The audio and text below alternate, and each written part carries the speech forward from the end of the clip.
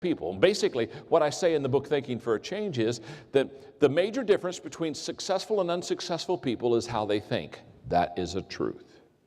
The major difference. If I could do one thing for you, I would walk off of this platform today and I would come down to you and I would share with you and I would teach you how to think correctly. Because people that think correctly will be much more successful than people that don't. The greatest gap between successful and unsuccessful people is how people think. And one of the things that successful people do very well is they engage in what I call reflective thinking. And reflective thinking turns experience into insight. It's where we get wisdom. And reflective thinking has the ability, we stop and we pause and we think through it until we get insight out of the experience that we've possibly had. And people that handle failure correctly, they'll talk very candidly about their failures. They're going to say, boy, back in 2002, let me tell you, I failed in this area of my business, or maybe my business went bankrupt. They'll talk very candidly about their failure, but they'll talk just as candidly about what they learned from that failure. Because people that consistently fail do not consistently fail in different areas. They consistently fail because they keep repeating the same failure over and over and over again. And successful people, they have an uncommon attitude about failure and difficulties and disappointments, and they have the ability to get back up and to understand that failure is not final and failure is not fatal. They have the ability not to take themselves so serious. Here's what I've discovered. The more insecure a person is, the more they fear failure. Fear of failure is a sign of a highly insecure person. Insecure people don't attempt things because they're so afraid that they might fail, and so they kind of back off and they say, well, I'm not going to try that. And basically what they do is they say, I would rather not try something and then, quote, not fail than to try something and fail. What I've discovered about successful people is successful people fail a lot more than unsuccessful people because they try things a lot more. They attempt more. They risk more. They're not afraid to engage in life. They're not afraid to step out. I saw an expression one time on a wall. It says, don't walk, you might fall. Don't look, you might see. And I went over and wrote on the bottom, don't live, you might die.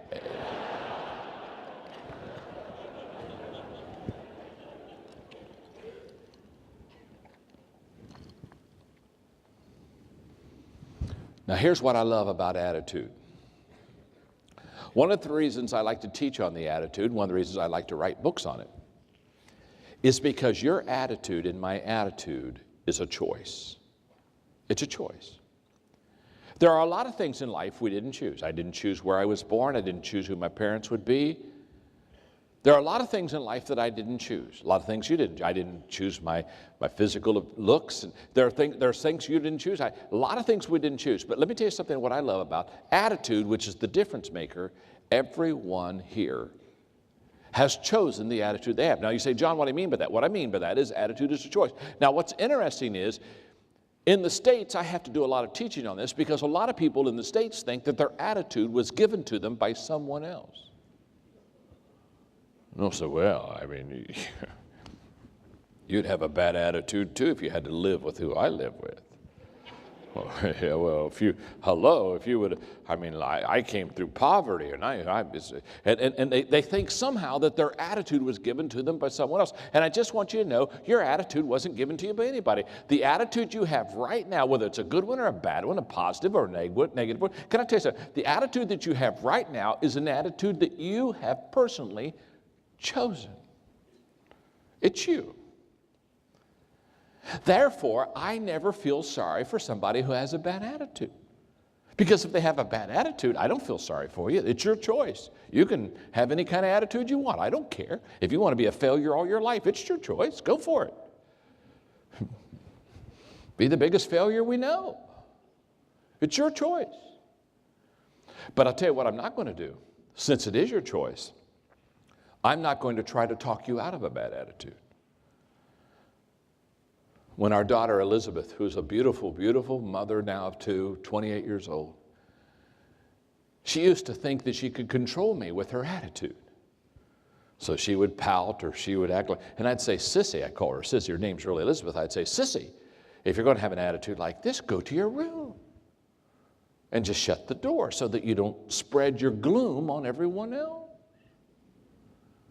And when you put on a happy face, you can come back out. I may see you today, I may see you tomorrow, I may see you next week. It's your choice. Choose it. Margaret and I were doing a conference many years ago now, and we were doing a question and answer period. I'll never forget this. We're doing a Q&A. We're going back and forth with question and answer. And so one of the wives, there was not a big crowd, there were maybe 600 couples. And one of the wives looked at Margaret and she asked the question. She said, and I don't know, we were teaching leadership. I have no idea where the question comes from, but when you let people ask questions, you get some real weird questions. And the lady raised her hand. She said, does John make you happy? Well, I kind of liked the question because I think I'm a wonderful husband. And so I thought, well, this will be nice. You know, sweetheart, go ahead and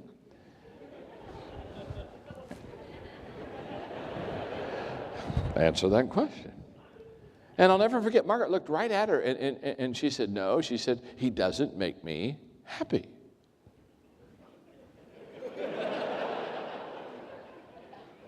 And I said, honey, explain what you mean by that. Have you ever asked somebody to explain what they meant?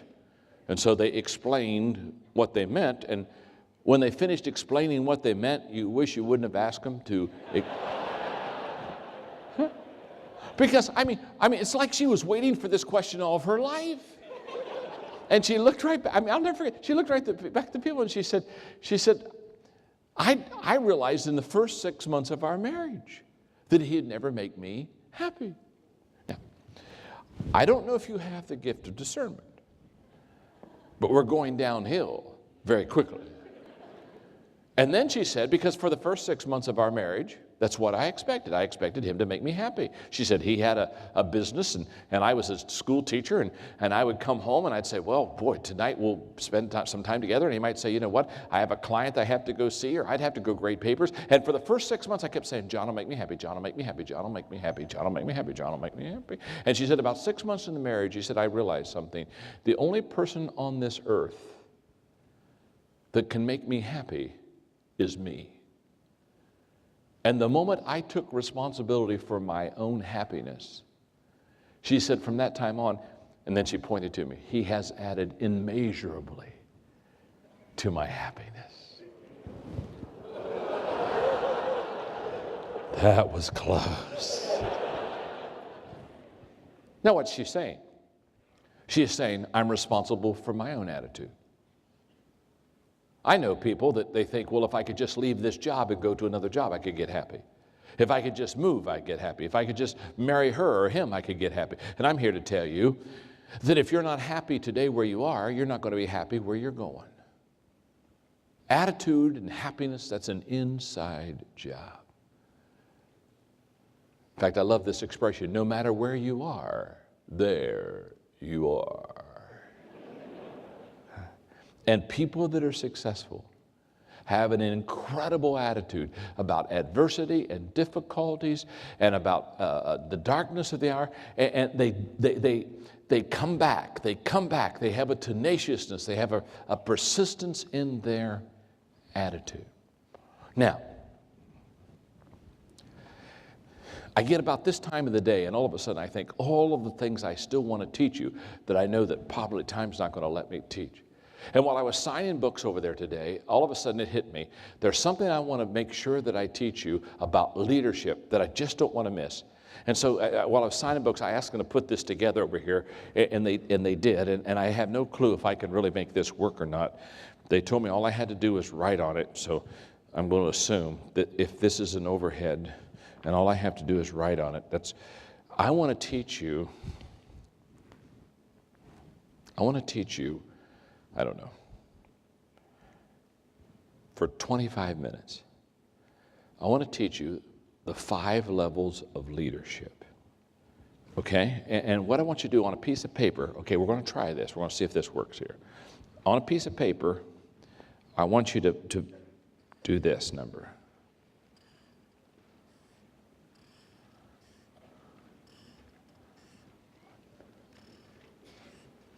Just like that.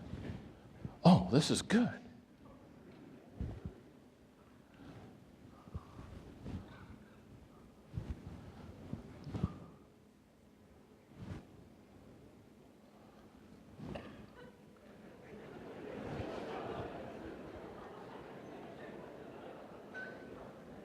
That is the weirdest step I've ever seen in all my life.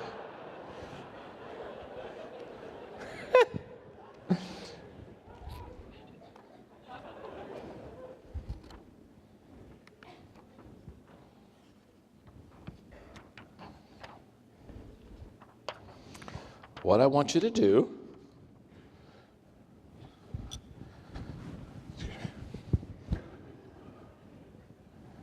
on a piece of paper, do this. Oh, now we are.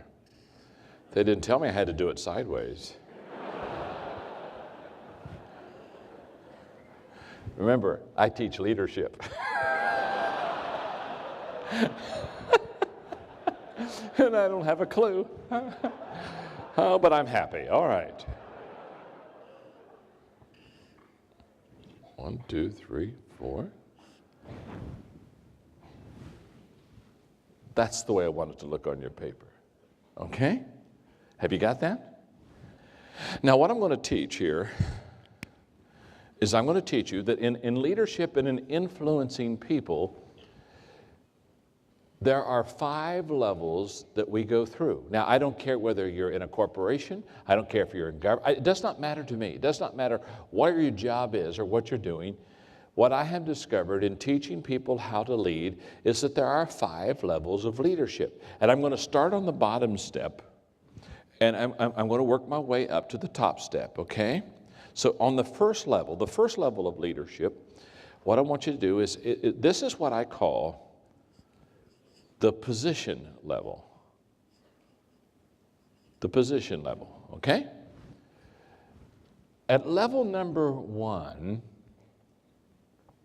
the key word is rights, R-I-G-H-T-S. At level number 1, people follow you because they have to. They don't have any choice. They have to follow you. Now, let's stop there just for a second, okay? When I teach leadership, no matter where I am, I have found that this is an amazing discovery to most people. Most people think that the position of leadership is the highest level of leadership. In other words, they think, well, when I get to be over people, or when I get this job, and I'm, in fact, I can always tell when a person doesn't understand leadership very well, because they'll come up to me and they'll say, hey, John, last week I became a leader. Now, when they tell me last week they became a leader, what they're really saying is last week I got a leadership job. You with me? And I always look at them and I say, no, you didn't become a leader last week, you just got a leadership job last week. I know a lot of people that have leadership jobs that aren't good leaders. Let me ask you a question. How many of you have ever had to follow somebody that was over you that wasn't a good leader? Raise your hand. Thank you very much. Oh, here we go.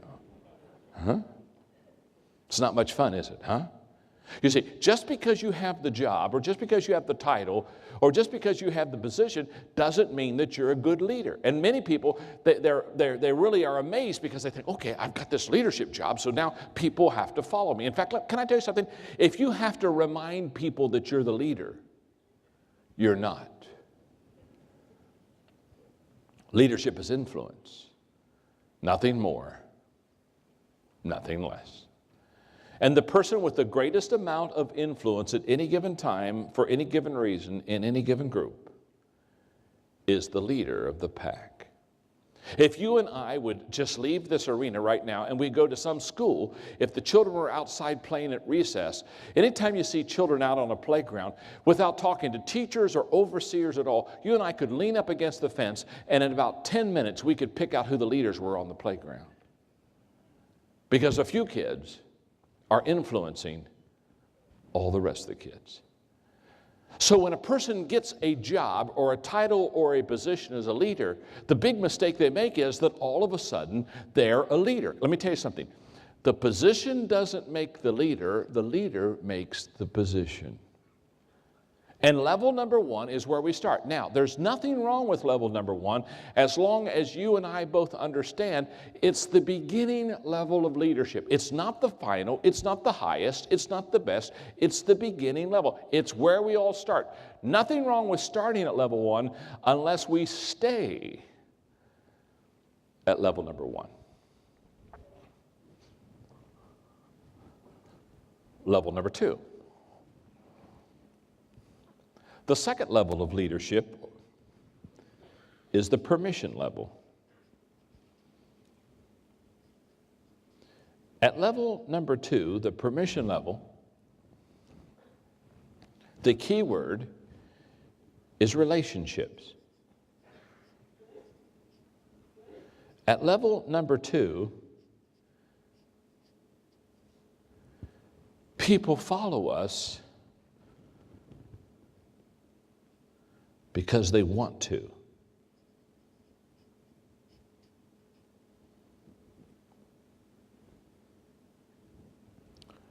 Now notice, there's a major difference between level number one and level number two. In fact, to kind of help us distinguish that, let me just kind of do a little bit of this for a moment.